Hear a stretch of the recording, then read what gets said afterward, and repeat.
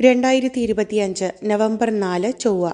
ചന്ദ്രികാ ദിനപത്രത്തിൽ സുഫിയാൻ അബ്ദുസലാം എഴുതുന്നു: തീരുമോ CPIയുടെ ദുരിത പീഡനകാലം?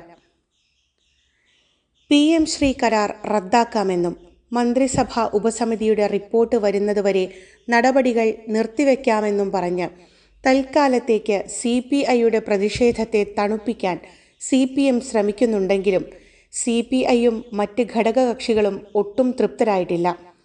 ഒപ്പിട്ട കരാറിൽ നിന്നും സംസ്ഥാന സർക്കാരിന് ഏകപക്ഷീയമായി മുങ്ങാൻ സാധിക്കില്ല എന്ന് വളരെ വ്യക്തമായി കരാറിൽ തന്നെ എഴുതി ചേർത്തതിനു ശേഷം കരാർ റദ്ദാക്കാമെന്ന് ഉറപ്പു നൽകുന്ന മുഖ്യമന്ത്രിയും ശിവൻകുട്ടിയും തങ്ങളെ പറ്റിക്കുകയാണ് എന്ന് CPI നേതാക്കൾ മനസ്സിലാക്കിയിട്ടുണ്ട്.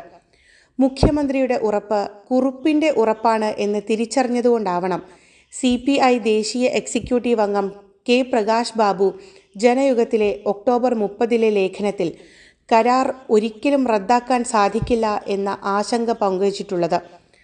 പ്രകാശ് ബാബുവിൻ്റെ എഴുത്തിലുടനീളം നിരാശയാണ് പ്രകടമാവുന്നത്.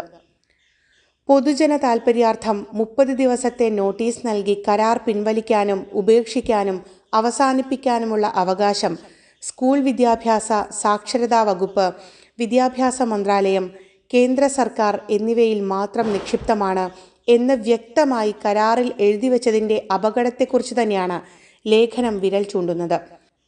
ഇക്കാര്യം പ്രതിപക്ഷ കക്ഷികൾ നിരന്തരം പറഞ്ഞുകൊണ്ടിരിക്കുന്ന കാര്യവുമാണ്. സംഘപരിവാർ വിധേയത്വവും ജനവിരുദ്ധവുമായ സമീപനമാണ് പിണറായി വിജയൻ PM ശ്രീ വിഷയത്തിൽ എടുത്തിട്ടുള്ളത് എന്ന അഭിപ്രായം CPI ഉപേക്ഷിച്ചിട്ടില്ല. CPMൻ്റെ ഇത്തരത്തിലുള്ള ജനവിരുദ്ധ നയങ്ങൾക്കെതിരെയും ഏകാധിപത്യ പ്രവണതകൾക്കെതിരെയും വല്യേട്ടൻ മനോഭാവങ്ങൾക്കെതിരെയും പലപ്പോഴും പ്രതിഷേധിക്കേണ്ടി വന്ന പാർട്ടിയാണ് CPI. 1967 CPMൻ്റെ ചവിട്ടും കുത്തും സഹിക്കാൻ സാധിക്കാതെ വന്നതുകൊണ്ടായിരുന്നു സപ്തകക്ഷി മുന്നണിയിൽ നിന്ന് CPIയും മുസ്ലിം ലീഗും പുറത്തു കടന്നത്. അങ്ങനെ മുസ്ലിം ലീഗും കോൺഗ്രസും എല്ലാം പിന്തുണച്ച് 1969 CPI നേതാവ് C. അച്യുതമേനോൻ മുഖ്യമന്ത്രിയായി. 1970 കോൺഗ്രസിൻ്റെ കൂടി പിന്തുണയിൽ CPI, മുസ്ലിം ലീഗ്, RSP, PSP കക്ഷികൾ ഉൾക്കൊള്ളുന്ന ഐക്യമുന്നണി അഥവാ യുണൈറ്റഡ് ഫ്രണ്ട് അധികാരത്തിൽ വന്നു. അതോടെ കേരള രാഷ്ട്രീയത്തിൽ CPI അന്തസ്സാർന്ന മേൽവിലാസമുണ്ടാക്കി. കേരളത്തിൻ്റെയും CPIയുടെയും സൗമ്യമുഖവും ധിഷണാശാലിയായ ഭരണതന്ത്രജ്ഞനുമായിരുന്ന C. അച്യുതമേനോൻ വീണ്ടും മുഖ്യമന്ത്രിയായി. CPMൻ്റെ കൂടെ കൂടി ഉപ്പുവെച്ച കലം പോലെയാവുമായിരുന്ന CPIയെ കേരള രാഷ്ട്രീയത്തിലെ തലയെടുപ്പുള്ള പ്രബല കക്ഷിയാക്കി മാറ്റിയത് CPMുമായുള്ള ബാന്ധവം ഉപേക്ഷിച്ച് കോൺഗ്രസുമായും മുസ്ലിം ലീഗുമായും ഒന്നിച്ചു നിന്ന് പ്രവർത്തിക്കാനുള്ള C. അച്യുതമേനോൻ്റെ സുചിന്തിതമായ തീരുമാനമായിരുന്നു.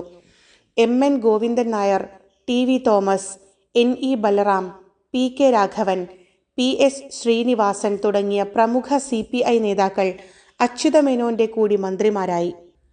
മുഖ്യമന്ത്രി പദത്തിനു പുറമെ വ്യവസായം, വിദ്യുച്ഛക്തി, ഗതാഗതം, വനം, ആരോഗ്യം, പാർപ്പിടം, ഹരിജനക്ഷേമം തുടങ്ങിയ പ്രധാന വകുപ്പുകളും 10 വർഷക്കാലം CPI ഭരിച്ചിരുന്നു.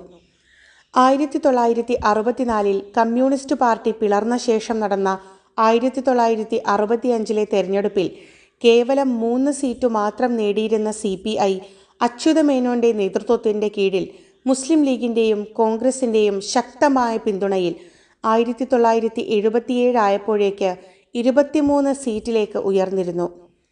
1977 തെരഞ്ഞെടുപ്പിന് ശേഷം വീണ്ടും ഐക്യമുന്നണി അധികാരത്തിൽ വരികയും K. കരുണാകരനും AK ആൻ്റണിക്കും ശേഷം 1978 CPI നേതാവ് PK വാസുദേവൻ നായർ മുഖ്യമന്ത്രിയായി. എന്നാൽ CPMൻ്റെ കുതന്ത്രങ്ങളും കെണികളും അറിയാമായിരുന്ന C. അച്യുതമേനോനെപ്പോലെ ഉയർന്നു ചിന്തിക്കാൻ PKവിക്ക് സാധിച്ചില്ല. വിശാല ഇടതുപക്ഷ ഐക്യം എന്ന CPMൻ്റെ മോഹന വാഗ്ദാനത്തിൽ വീണ PKV ഒരു മുന്നറിയിപ്പുമില്ലാതെ മുഖ്യമന്ത്രി പദം രാജിവെച്ചു. 1980 CPMൻ്റെ നേതൃത്വം രൂപം കൊണ്ട ഇടതുപക്ഷ ജനാധിപത്യ മുന്നണിയിൽ CPI ഘടകകക്ഷിയായി. CPMൻ്റെ ഘടകകക്ഷിയായതോടെ CPIയുടെ ശനിദശ ആരംഭിക്കുകയും ചെയ്തു. ഐക്യമുന്നണിയിൽ നിന്നപ്പോൾ 23 സീറ്റ് വരെ നേടിയ CPIക്ക് LDFിൽ കിട്ടിയ സീറ്റുകളുടെ കണക്ക് ഇങ്ങനെയാണ്: 1980 17, 1982 13, 1987 16, 1991 12, 1996 18, 2001 7, 2006 17, 2011 13, 2016 19, 2021 17. കണക്കുകൾ ഇങ്ങനെ ആയതുകൊണ്ട് തന്നെ ഇടതുമുന്നണിയിൽ ഒരു വിലപേശൽ ശക്തിയാവാൻ സാധിക്കാതെ സ്വയം തളരാൻ മാത്രമാണ് CPIക്ക് സാധിച്ചത്. ഒരു ഘട്ടത്തിൽ പോലും CPIയുടെ വ്യക്തിത്വത്തെ അംഗീകരിക്കാൻ CPM തയ്യാറായില്ല.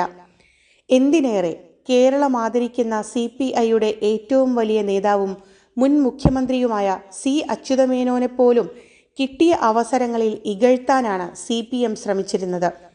2020 ഭൂപരിഷ്കരണ നിയമത്തിൻ്റെ 50-ാം വാർഷിക ആഘോഷ പരിപാടിയിൽ പിണറായി വിജയൻ 1957 ഭൂപരിഷ്കരണ കമ്മിറ്റിയുടെ തലവനായിരുന്ന അച്യുതമേനോന്റെ പേര് പരാമർശിച്ചതേയില്ല. 1969 മുതൽ 1977 വരെയുള്ള കാലയളവിൽ C അച്യുതമേനോൻ മുഖ്യമന്ത്രിയായിരുന്ന കാലത്തായിരുന്നു സമഗ്ര ഭൂപരിഷ്കരണ നിയമം യാഥാർത്ഥ്യമായത്. വെളിയം ഭാർഗവൻ മുതൽ കാനം രാജേന്ദ്രൻ വരെയുള്ള മുൻ സെക്രട്ടറിമാർക്കെല്ലാം CPM നേതാക്കളിൽ നിന്നും അപമാനം നേരിടേണ്ടി വന്നിട്ടുണ്ട്. PM ശ്രീ വിഷയത്തിൽ ബിനോയ് വിശ്വവും പ്രകാശ് ബാബുവുമെല്ലാം ശക്തമായ നിലപാടെടുത്തതിൻ്റെ പ്രതികാര നടപടികൾ വലിയ താമസം കൂടാതെ അവർ അനുഭവിക്കേണ്ടി വരും എന്ന കാര്യത്തിൽ സംശയമില്ല. 1964 കമ്മ്യൂണിസ്റ്റ് പാർട്ടിയിലുണ്ടായ ഭിന്നതയുടെ അടിസ്ഥാന വിഷയങ്ങൾ പരിശോധിച്ചാൽ ഒരിക്കലും CPMുമായി രാഷ്ട്രീയ സഖ്യമുണ്ടാക്കാൻ CPIക്ക് സാധിക്കില്ല. ഇത് മനസ്സിലാക്കിക്കൊണ്ടായിരുന്നു അച്യുതമേനോൻ പ്രവർത്തിച്ചത്. CPI CPM ഭിന്നതകളിലെ കേന്ദ്രബിന്ദു കോൺഗ്രസുമായുള്ള സമീപനമായിരുന്നു. പ്രധാനമന്ത്രി ജവഹർലാൽ നെഹ്റുവിൻ്റെ ചേരിചേരാ വിദേശ നയവും സാമ്പത്തിക ആസൂത്രണത്തിലെ സോവിയറ്റ് അനുകൂല ചായ്വുകളും കണക്കിലെടുത്ത് കോൺഗ്രസ് സർക്കാരിൻ്റെ പുരോഗമന ഘടകങ്ങളുമായി സഹകരിക്കണം എന്ന പക്ഷമായിരുന്നു CPIക്ക് ഉണ്ടായിരുന്നത്. എന്നാൽ തൊഴിലാളി കർഷക പ്രസ്ഥാനങ്ങളെ അടിച്ചമർത്തുന്ന ഒരു ബൂർഷ്വാ ഭൂപ്രഭു ഭരണകൂടമായിട്ടാണ് CPM കോൺഗ്രസ് സർക്കാരിനെ വീക്ഷിച്ചത്. CPMൻ്റെ കോൺഗ്രസിനോടുള്ള നിഷേധാത്മക നിലപാട് ദേശവിരുദ്ധ സംഘപരിവാർ ശക്തികളെ പിന്തുണക്കുന്ന അവസ്ഥയിലേക്ക് അവരെ എത്തിച്ചു. അതേസമയം CPI ആവട്ടെ 1964 പിളർപ്പിന് ശേഷം തീവ്ര വലതുപക്ഷ ഹിന്ദുത്വ കക്ഷികൾ ശക്തി ആർജിക്കാതിരിക്കാൻ കോൺഗ്രസിനെ പിന്തുണക്കുകയാണ് വേണ്ടത് എന്ന നിലപാടിലായിരുന്നു. 1977 തെരഞ്ഞെടുപ്പിൽ കോൺഗ്രസിനെ എതിർക്കാൻ CPM ജനസംഘവുമായി കൈകോർത്തപ്പോൾ ആ പഴിയിൽ നിന്നും CPI രക്ഷപ്പെട്ടത് അന്ന് അവർ കോൺഗ്രസ് മുസ്ലിം ലീഗ് മുന്നണിയിൽ ആയിരുന്നതുകൊണ്ടാണ്. എന്നാൽ LDFൽ ചേക്കേറിയതോടെ CPMൻ്റെ സമ്മർദ്ദത്തിന് വഴങ്ങി BJPയെ പിന്തുണയ്ക്കേണ്ട അവസ്ഥ അവർക്കുണ്ടായി. CPMനെ ചാരി നിന്നതോടെ CPMൻ്റെ കോൺഗ്രസ് വിരോധത്തിൽ അധിഷ്ഠിതമായ ദുർഗുണങ്ങൾ CPIയെയും പിടികൂടി. അച്യുതമേനോൻ ഭയപ്പെട്ട കാര്യം സംഭവിച്ചു.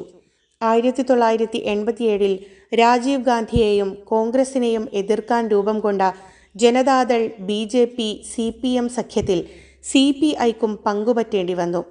അദ്വാനിയുടെയും VP സിംഗിൻ്റെയും EMSൻ്റെയും കൂടെ CPI നേതാവ് C രാജേശ്വര റാവുവും ഇരിക്കുന്ന ഫോട്ടോ മതനിരപേക്ഷ സമൂഹത്തിൽ CPIയുടെ പ്രതിച്ഛായയ്ക്ക് മങ്ങലേൽപ്പിച്ചു. ഇങ്ങനെ CPMൻ്റെ തിട്ടൂരത്തിന് വഴങ്ങി സ്വന്തം വ്യക്തിത്വം കളഞ്ഞുകുളിക്കേണ്ട അവസ്ഥ പലപ്പോഴും CPIക്ക് ഉണ്ടായിട്ടുണ്ട്. ഇടതുപക്ഷ ഐക്യം എന്ന പേരിലാണ് CPI CPMൻ്റെ കൂടെ ഇടതുപക്ഷ പാളയത്തിലെത്തിയത്. എന്നാൽ CPM പുലർത്തിപ്പോന്നത് യഥാർത്ഥ ഇടതുപക്ഷ നയമായിരുന്നില്ല എന്ന വാസ്തവം തിരിച്ചറിയാൻ CPI വൈകിപ്പോയി. കോൺഗ്രസ് വിരുദ്ധത മുന്നിൽ വെച്ച് തീവ്ര വലതുപക്ഷ സംഘങ്ങൾക്ക് രാജ്യത്ത് വളരാനുള്ള സാഹചര്യങ്ങൾ സൃഷ്ടിക്കുക എന്ന ഇടതുപക്ഷ വിരുദ്ധ നിലപാടാണ് CPM എല്ലാ കാലങ്ങളിലും മുന്നോട്ട് വച്ചിട്ടുള്ളത്. അതിൻ്റെ അവസാന ഉദാഹരണം മാത്രമാണ് PM ശ്രീ. കോൺഗ്രസിൻ്റെ സാമ്പത്തിക നയങ്ങളെ അത് നവലിബറലാണെന്ന് പറഞ്ഞു വിമർശിക്കാൻ CPI അടക്കമുള്ള ഇടതുപക്ഷ സംഘടനകൾക്ക് അവകാശമുണ്ട്. എന്നാൽ രാജ്യത്തിൻ്റെ സാമൂഹിക രാഷ്ട്രീയ മണ്ഡലങ്ങളെ ഗ്രസിച്ചുകൊണ്ടിരിക്കുന്നതും ന്യൂനപക്ഷ ഉന്മൂലനത്തിൽ അധിഷ്ഠിതമായതുമായ BJPയുടെ രാഷ്ട്രീയ, സാമൂഹിക, സാംസ്കാരിക നയങ്ങൾക്കുമേൽ കണ്ണടച്ചുകൊണ്ടുള്ള CPMന്റെ നിലപാടുകൾക്കെതിരെ അതിശക്തമായി പ്രതികരിക്കാൻ CPIക്ക് സാധിക്കേണ്ടതുണ്ട്. സ്വന്തം വ്യക്തിത്വം കാത്തുസൂക്ഷിച്ച ഭാവി രാഷ്ട്രീയത്തെ കരുപ്പിടിപ്പിക്കാൻ സാധിക്കണമെങ്കിൽ CPMന്റെ വല്യേട്ടൻ തറവാടിൽ നിന്നും ഇറങ്ങി കോൺഗ്രസ് നേതൃത്വം നൽകുന്ന BJP വിരുദ്ധ കൂട്ടായ്മയിൽ അണിചേരുകയാണ് വേണ്ടത്. ഇല്ലെങ്കിൽ CPIയുടെ ദുരിതകാലത്തിന് അറുതിയുണ്ടാവില്ല. തയ്യാറാക്കിയത് ധിഷണ അക്കാദമി ഇരുമ്പുഴി. ശബ്ദം താഹിർ അബ്ദുൽ ഖാദർ.